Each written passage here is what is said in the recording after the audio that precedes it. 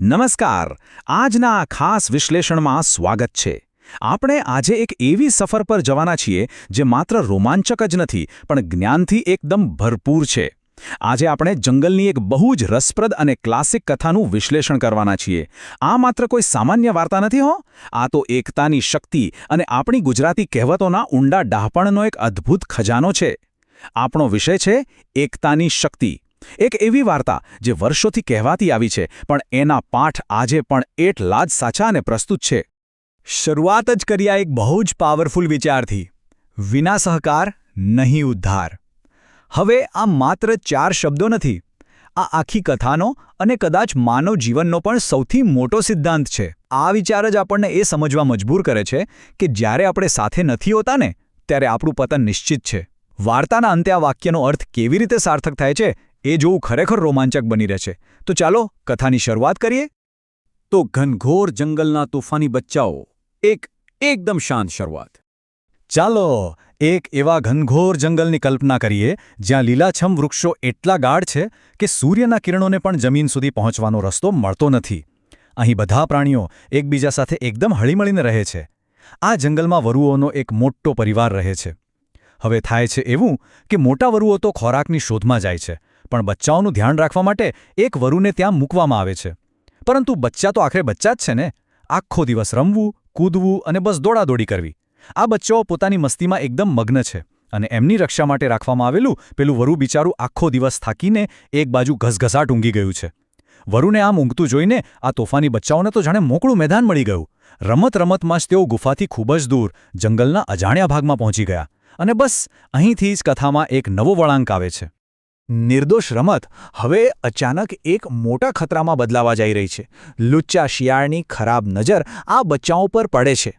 જોઈએ કે આ છુપાયેલો ખતરો કેવી રીતે આકાર લે છે. અહીંયા જરા ધ્યાન આપજો.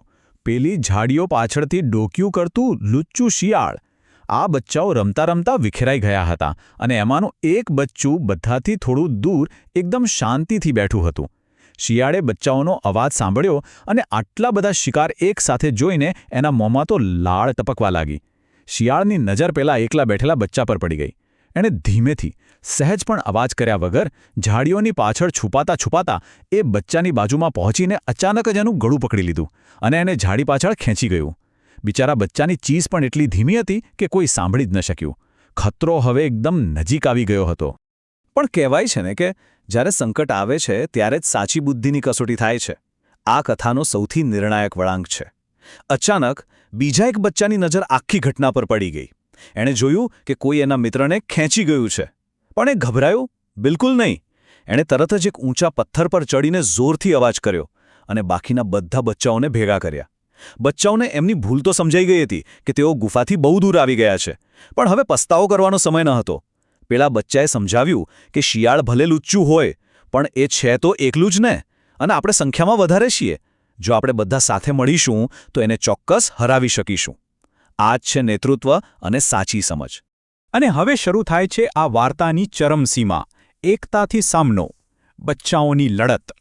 જ્યારે બધા બચ્ચાઓએ ભેગા થઈને શિયાળને ચારે બાજુથી ઘેરી લીધું ત્યારે શિયાળભાઈ પણ અંદરથી તો ડરી ગયા.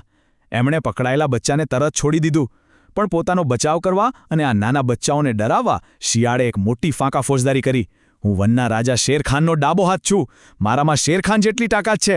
એક થપ્પડ મારીશ તો ભોય ભેગા થઈ જશો. તમારી શું ઓકાત છે મારી સામે?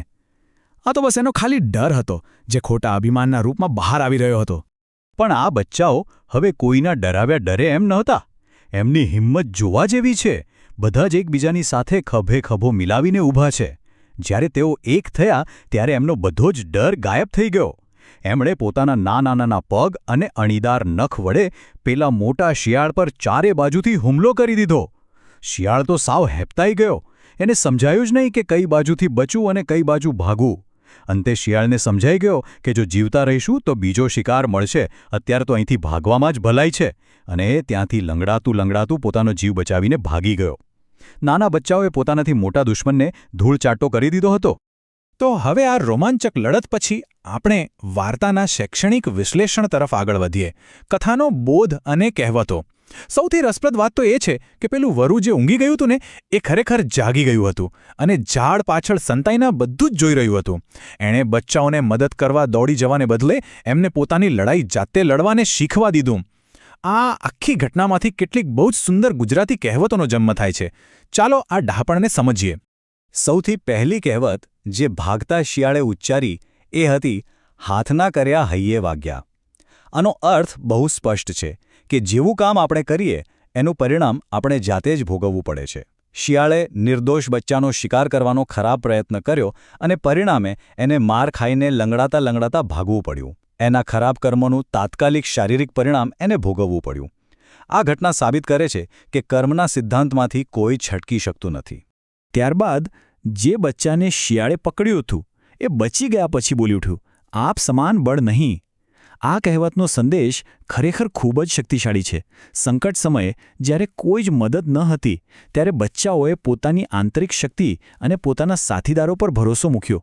કોઈ ચમત્કારની રાહ જોવાને બદલે એમણે પોતાની જાત પર વિશ્વાસ રાખ્યો. દુનિયામાં આત્મનિર્ભરતા અને પોતાના મનોબળથી મોટી કોઈ શક્તિ છે જ નહીં. હવે બચ્ચાઓ વાતો કરતા હતા ત્યાં જ પેલું મોટું વરુ ઝાડ પાછળથી બહાર આવ્યું અને બોલ્યું, ચેતતા નર સદા સુખી. પહેલાં તો બચ્ચાઓ આ જોઈને ડરી જ ગયા કે હવે તો નક્કી માર પડશે, કારણ કે તેઓ ગુફાથી દૂર આવી ગયા હતા. પણ મોટા વરુનો કહેવાનો અર્થ હતો કે જે વ્યક્તિ હંમેશા સાવચેત અને જાગૃત રહે છે એ જ જીવનમાં સુરક્ષિત અને સુખી રહે છે. જો બચ્ચાઓ ગુફામાં જ રહ્યા હોત અને સાવચેતી રાખી હોત તો આ આફત આવત જ નહીં ને. મોટા વરુએ બચ્ચાઓને ઠપકો આપવાના બદલે મોટેથી હસીને એમના વખાણ કર્યા અને કહ્યું, ઝાઝા હાથ રળિયામણા. આ કહેવત ટીમવર્કનું એકદમ ઉત્તમ ઉદાહરણ પૂરું પાડે છે. શિયાળ જેવા મોટા દુશ્મનને હરાવવું કોઈ એક બચ્ચાનું કામ ન હતું, પણ જ્યારે બધા હાથ એટલે કે બચ્ચાઓ ભેગા મળ્યા ત્યારે એ કપરું કામ સાવ સરળ અને શક્ય બની ગયું. જ્યારે ઘણા બધા લોકો કોઈ એક કામ માટે જોડાય છે ત્યારે પરિણામ હંમેશા સુંદર જ આવે છે. અને પછી તો બધા બચ્ચાઓ ખુશીથી એકસાથે કિલકિલાટ કરતા બોલી ઉઠ્યા, સંપ ત્યાં જંપ.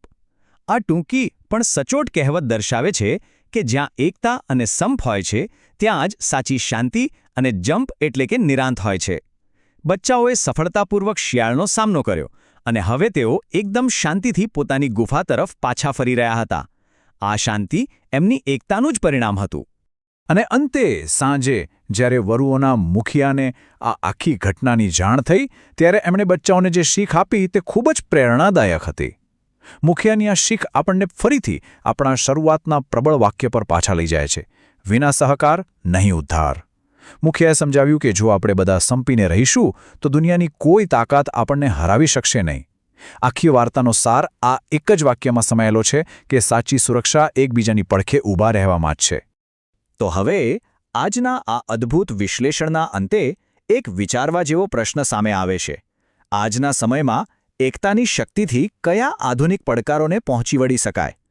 આપણે હવે ભલે જંગલમાં નથી રહેતા, પણ આપણી આસપાસ શિયાળ જેવી અનેક સમસ્યાઓ છે, પછી એ આર્થિક હોય, સામાજિક હોય કે પર્યાવરણને લગતી હોય.